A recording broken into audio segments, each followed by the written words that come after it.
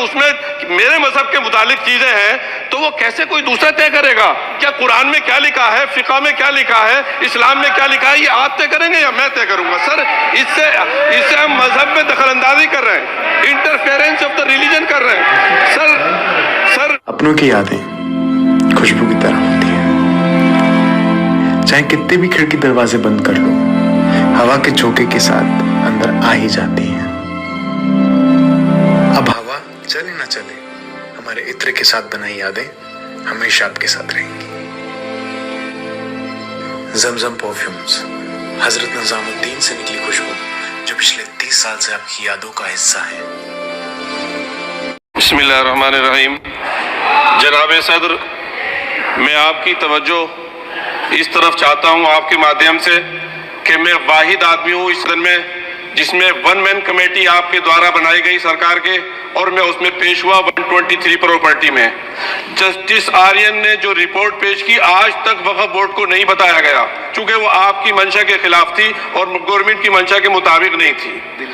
123 property में जब मंशा के खिलाफ हमारे नहीं आई, मंशा के मुताबिक नहीं आई, तो हमने 2 मैन कमेटी बनाई, और 2 मैन कमेटी ने भी कोई रिपोर्ट वक्फ बोर्ड को नहीं दी, जबकि वक्फ एक्ट जो है 1995 जो है वो पार्लियामेंट से पास शुदा है कि हम पार्लियामेंट के जो एहतराम है उसका नहीं कर रहे, उसके हुकूक का। इसी तरह से सर, सूबाई हुकूमतों को इख्तियार दिया गया। सर, हिंदू एंडोमेंट में जो कर्नाटका और तमिलनाडु में है वहां कोई मुस्लिम नहीं हो सकता, और 26 में आर्टिकल 26 का वायोलेशन है। 4 धाम में ये लिखा हुआ वाज़े तौर पर कि सिर्फ हिंदू होगा। बिहार उड़ीसा में भी यही लिखा हुआ है। पंजाब हरियाणा में गुरुद्वारा प्रबंधक कमेटी में सिर्फ सिख होगा ओनली, और ये उनका अधिकार है, इसको माना गया है। लेकिन मुस्लिम के साथ में यह अन्याय क्यों है?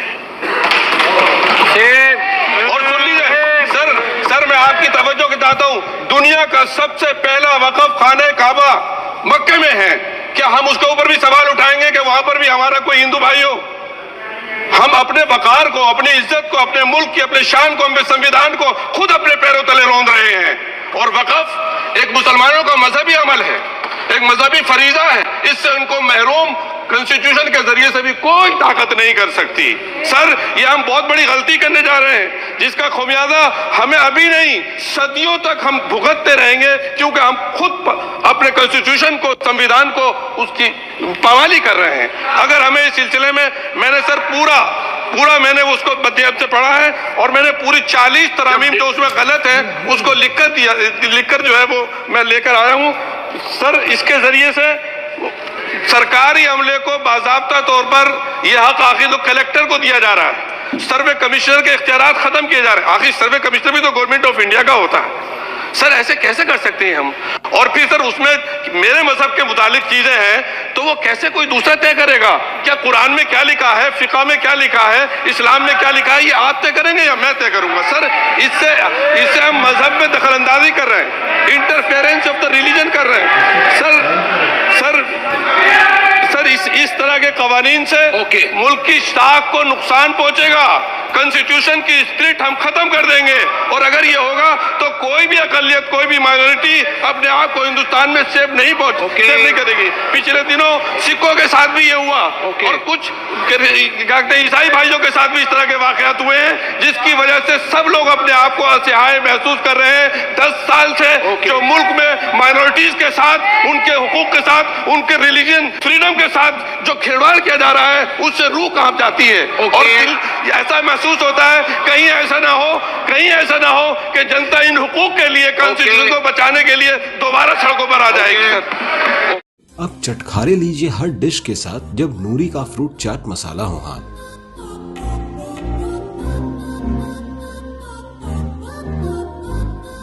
हर डिश की लज्जत बढ़ाए और आपको आपकी उंगलियां चटाए।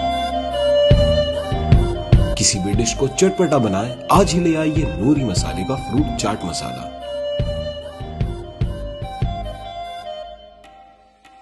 वक्फ संशोधन बिल पार्लियामेंट में पेश कर दिया गया है, और इन तमाम मामलात को लेकर के अलग अलग सियासी समाजी राय सामने आ रही है। इस पर मिली, मजहबी और दूसरे जो शोबे हैं उनकी तरफ से भी आवाज़ें उठ रही हैं। जहां एक तरफ असदुद्दीन ओवैसी ने आवाज़ उठाई है और ये कहा है कि ये मुसलमानों की जो वक्फ संपत्तियां हैं उनको छीनने की तैयारी कर रही है भाजपा की मोदी सरकार। और ये भी कहा कि ये एक दूसरी तरह की एनआरसी है। वहीं दूसरी तरफ रामपुर से समाजवादी पार्टी से सांसद मोहिबुल्लाह नदवी साहब, जो कि पार्लियामेंट वाली जामा मस्जिद के इमाम भी हैं, आज इन्होंने भी आवाज़ उठाई है। आपका हिंदुस्तान लाइव पर मैं खैर मकदम करता हूँ। बहुत शुक्रिया। सीधा सवाल पूछना चाहता हूँ कि आज आपकी तकरीर में ये तमाम देश दुनिया ने सुना कि आपने कहा कि कुरान, इस्लाम, फ़िक़ह की जो फ़िक्र है या उसकी जो बात है वो मुसलमान करेंगे या वो आप करेंगे। इससे आपका क्या तात्पर्य था? देखिए, इससे मकसद ये है कि जो आदमी जिस जगह आस्था रखता है उसका उससे ताल्लुक़ जज्बाती होता है, वो उसके बारे में बेहतर तरीके से जानता है कि उसकी क्या नोक पलक है और क्या उसकी स्पिरिट है, क्या उससे मकसूद और क्या उसके मतलूब है, क्या उसका एम्स क्या है। उसका एक तो ला है, एक स्पिरिट ऑफ ला है कि उससे क्या चाहा गया है, ये मकसद है। अगर आज से पहले आपने अपनी आंखों को कभी सुना नहीं है तो इनको सुनना शुरू कीजिए, इनको जो चाहिए वो दीजिए। रूबी एंड रूबी ऑप्टिशियंस पे इनको सुना जाता है और इनकी जरूरत के मुताबिक इनको जो चाहिए वो दिया जाता है। आंखों की जमानत, आंखों की हिफाजत, रूबी एंड रूबी ऑप्टिशियंस।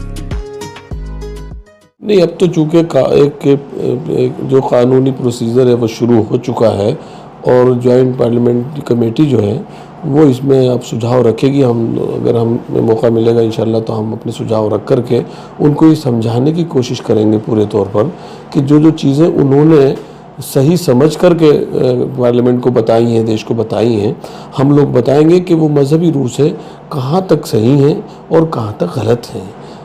मुसलमानों के साथ अन्याय की बात आपने कही है।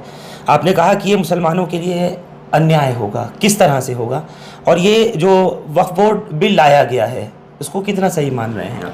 देखिए, अन्याय तो इसलिए है कि देखिए, आप या कोई भी शख्स जो दान करता है, जिससे वाकिफ़ कहते हैं अरबी में, वाकिफ़ दान करने वाले शख्स को वाकिफ़ कहते हैं, तो उसका एक ला है।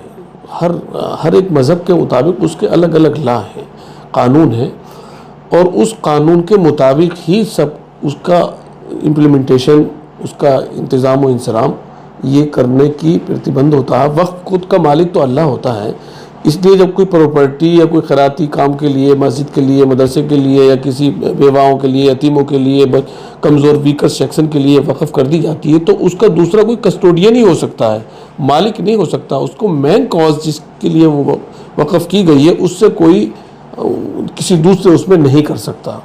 और जहाँ तक रही कि उसका अब कस्टोडियन कौन बनेगा, तो कस्टोडियन में कभी तो वक्फ वाला औलाद होता है और कस्टोडियन में कभी वाकिफ़ खुद तय कर देता है कि ये कमेटी देख रही है तो मैं उसको वो करूँगा। लेकिन जब ये मालूम होगा कि वो कम्युनिटी जो जिस कम्युनिटी से ताल्लुक़ रखता है कि उसके मुताबिक और जिस वो मज़हब से ताल्लुक़ रखता है, जब वाकिफ़ को ये पता चलेगा उसके मुताबिक वो अमल नहीं होगा तो लोग वक़्फ़ करना छोड़ देंगे।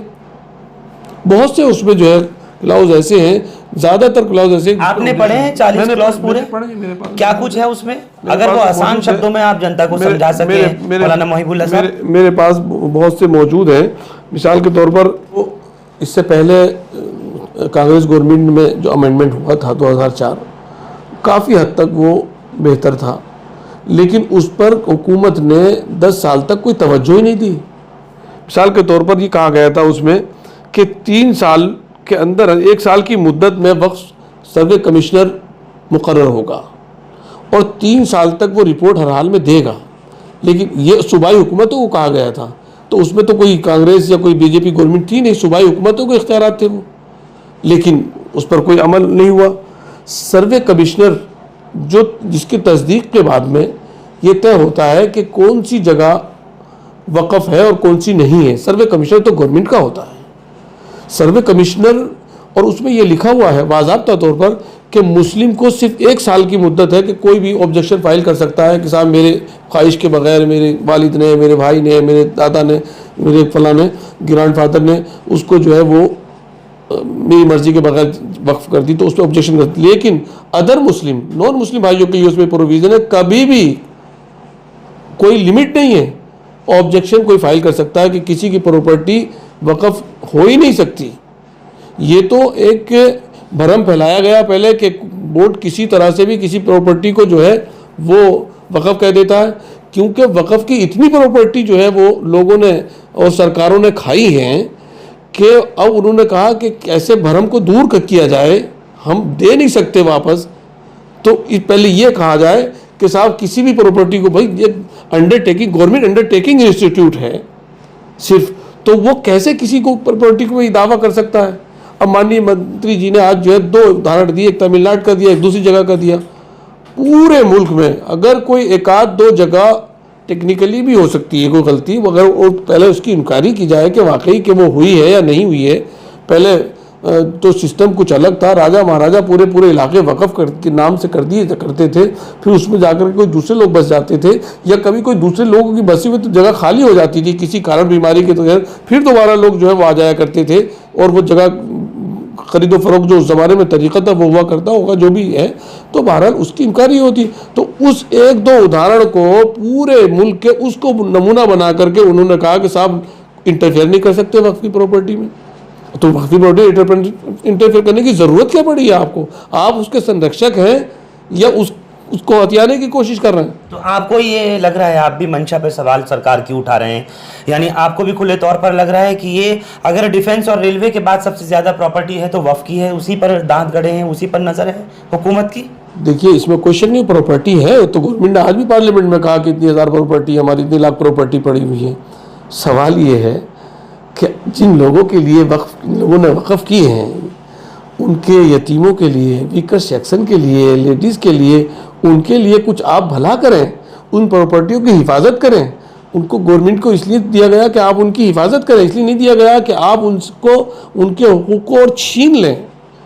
तो सर यही तो गवर्नमेंट चाह रही है, गवर्नमेंट यही चाह रही है कि किसी तरीके से ये तमाम चीज़ जो है वो सब रिकॉर्ड पर आए और उसके बाद फिर ये तय किया जाए, एक तो रेवेन्यू जो है जहां हज़ारों करोड़ आना चाहिए वो नहीं आ पा रहा, और दूसरी बात कि जिन तक वो पहुंचना चाहिए, जैसे आपने वीकर सेक्शंस की बात की, आपने विधवाओं की बात की, यतीम गरीब मिस्किनों की बात की, तो उन तक नहीं पहुँच पा रहा है। इसी चीज़ को लेकर के गवर्नमेंट कह रही है कि हम स्ट्रीम लाइन करना चाहते हैं। फिर सवाल क्यों? नहीं, देखिए जिस तरह से अम्बेडकर जी ने कहा था कि अगर नीयत ठीक है तो ये कॉन्स्टिट्यूशन बेहतरीन दुनिया के कानून का मुसव्वदा है, और अगर नीयत किसी की ठीक नहीं है इसको इम्प्लीमेंटेशन करने में तो फिर कोई चीज़ नहीं है। आपको लग रहा है कि नीयत ठीक नहीं है सरकार की? हम कोशिश कर रहे हैं कि सही दिशा में हो जाए। क्यों? इसलिए नहीं है कि उनके मंत्री कह रहे हैं, जहाँ वक्फ बोर्ड में ये लिखा हुआ है कि मुस्लिम मेंबरान पार्लियामेंट हो, और उनके मेंबरान पार्लियामेंट कहते हैं कि यादव और मुस्लिमों ने वोट नहीं दिया, हमारे पास काम को ना आए। वो पार्टी अपने किसी मेंबर पार्लियामेंट तो छोड़िए, एमएलए तक को टिकट नहीं दे रही पूरे मुल्क में, तो वो जब होंगे नहीं तो कैसे नुमाइंदगी होगी? अच्छा, एक सवाल आपने आज ज़रूर उठाया, आपने कहा कि मुसलमान अगर है यानी वक्फ का मामला है तो उसके अंदर कोई गैर मुस्लिम कैसे? आपने सिखों का भी और आपने क्रिश्चियंस का भी आज ऑन रिकॉर्ड बोला है। जी, हिंदू एंडोमेंट जो है उसमें कर्नाटका, तमिलनाडु में भी नाफिज है, कोई मुस्लिम नहीं हो सकता, जाहिर सी बात है। इसी तरह से 4 धाम में भी सिर्फ ये हिंदू ही होगा, ये लिखा हुआ है। इसी तरह से बिहार, उड़ीसा में भी ये लिखा हुआ है, वहाँ के भी एंडोमेंट में लिखा हुआ है कि सिर्फ हिंदू होगा। इसी तरह से पंजाब, हरियाणा, दिल्ली की जो उनके 5 अकाल तख्त हैं, गुरुद्वारा प्रबंधक कमेटी है, उसमें सिख समुदाय के, उसमें ओनली सिख हो सकता है, और ये वाकई अकॉर्डिंग टू लॉ है। ये कॉन्स्टिट्यूशन उनको इजाज़त दी है। सिखों के कोई किसी जो है वो पारसी या किसी ईसाई समुदाय में जाकर मैं थोड़ी बैठूंगा भाई, वहाँ पर उनके मामलात को, ये तो बिल्कुल ऐसा होगा जैसे कि कोई ओवैसी जी से कहे कि सोमनाथ की कमेटी में ओवैसी जी होने चाहिए। जो लोग एक बराबरी की अगर बात कर रहे हैं तो वो तो अपने यहाँ बराबरी नहीं दे पा रहे हैं, और उनके यहाँ मंदिरों में जो है अभी भी ऊंच नीच का सवाल कायम है बराबर, वो जा नहीं सकते, राम मंदिर में नहीं जा सके अभी भी, सदर जमहूरिया हमारे, उनको किसी वहाँ के प्रोग्राम में इनवाइट तक नहीं किया गया। तो वो लोग बात कर रहे हैं कि आप हमारे वक्फ बोर्ड में अपने हमारे लोगों को रखिए। ये कैसी मतलब बात है कि ये सिर्फ ये है कि आपस में देश के लोगों के अंदर दूरियां पैदा की जाएं और उससे जो है वो सियासी मकसद हासिल हो। मैं समझता हूँ इन सब चीज़ों से बहुत देर तक बहुत फ़ायदा नहीं उठाया जा सकता। अब देश की जनता जाग रही है, बेदार हो रही है, और मुझे उम्मीद है कि हमारी गवर्नमेंट भी जो है वो बेहतर तरीके से इस पर गौर करेगी कि अब इन मुद्दों में कुछ रह नहीं गया है। इसलिए बहुत ही अच्छा होगा कि इस बिल को बहुत इसमें जो सुझाव रखे जाएं वो उसको कबूल किए जाएं और वो बेहतर तरीके से सुझाव रखकर कबूल किया जाए या फिर इस बिल को पूरी तरह रिजेक्ट किया जाए? मोहिबुल्लाह साहब। नहीं देखिए, अब बेहतर तो ये है कि इस्लाह हो जाए। देखिए, हम किसी को बिल्कुल नकारने वाले लोग नहीं हैं, हम तो मस्जिद को और वो लोग हैं कि अगर किसी ने कदम उठा दिया तो अब कदम सीधा हो जाए, कोई गुमराह है तो राह याब हो जाए, ये तरीका ज़्यादा बेहतर है।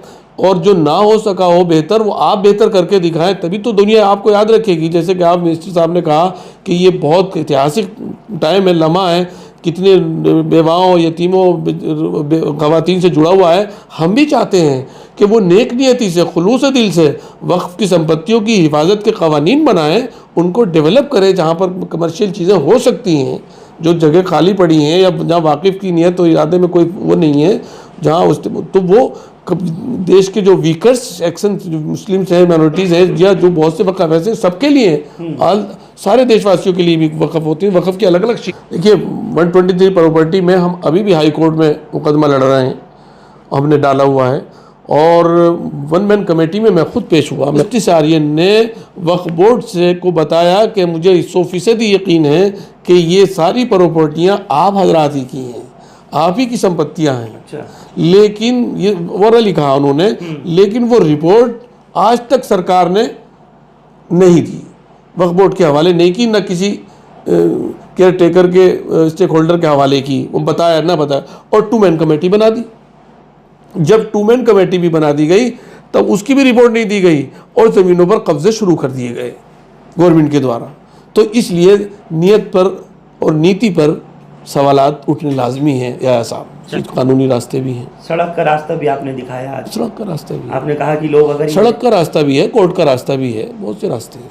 चलिए, बहुत बहुत शुक्रिया मौलाना मोहिबुल्लाह नदवी साहब अपना वक्त देने के लिए। कुल मिलाकर के एक बात को समझना बहुत सख्त ज़रूरी होगा, जिस तरह से पार्लियामेंट में इन्होंने अपनी तकरीर में कहा है कि जो वक्फ बोर्ड से जुड़े हुए मामलात हैं, जो मुसलमानों से जुड़े हुए औकाफ की जायदादों का मामला है, उसका सीधा सीधा मुसलमानों से ही सरोकार है। इसमें किसी हम कानून के अंदर किसी गैर मुस्लिम को, इसी तरह से इन्होंने मिसाल दी सिखों में, इसी तरह इन्होंने मिसाल दी ईसाइयों में, कि उनके अपने अपने पर्सनल लॉज हैं, उनके अपने अपने मामलात होते हैं। अगर हम उसके अंदर इंटरफेरेंस करेंगे, यानी कोई मुसलमान अगर चाहेगा कि वो सिख गुरुद्वारा प्रबंधक कमेटी में जाकर के बैठ जाए, उसका हिस्सा बने या वहाँ जाकर के इंटरवेंशन करे, वो नाकाबिल कबूल होगा। इसी तरह से मुसलमानों के साथ ही ऐसा सब क्यों? और क्योंकि एक बात ये आज पार्लियामेंट में बाज़ाब्ता भी कही गई है कि चाहे वो रेलवे हो या चाहे वो डिफेंस हो, उसके बाद जो अगर सबसे ज़्यादा प्रॉपर्टी है पूरे देश में, जायदाद है, तो वो वक्फ़ की है।